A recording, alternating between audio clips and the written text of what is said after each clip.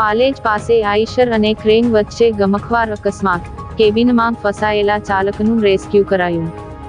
Bharuch national highway number 48 પર પાલેજ નજીક આવેલી ફિલિપ્સ કાર્બન કંપની પાસે વહેલી સવારે એક ભયાનક અકસ્માત સર્જાયો હતો. કરજણથી પાલેજ તરફના માર્ગ પર એક બંધ પડેલા ફોરવ્હીલ વાહનને હટાવવાની કામગીરી ક્રેન દ્વારા ચાલી રહી હતી. તે દરમિયાન પૂરપાટ ઝડપે આવી રહેલી એક આઈશર ટ્રકે ક્રેનને પાછળથી ધડાકાભેર ટક્કર મારી હતી. આ ટક્કર એટલી જોરદાર હતી કે બંને વાહનો માર્ગ પર પલટી ખાઈ ગયા હતા. અકસ્માતના પગલે આઈશર ટ્રકનો ચાલક કેબિનના ભાગમાં ખરાબ રીતે ફસાઈ ગયો હતો.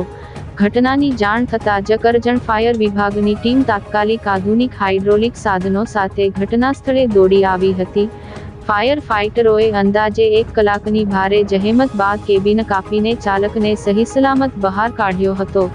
સદનસીબે આ દુર્ઘટનામાં કોઈ જાનહાનિ થઈ નથી.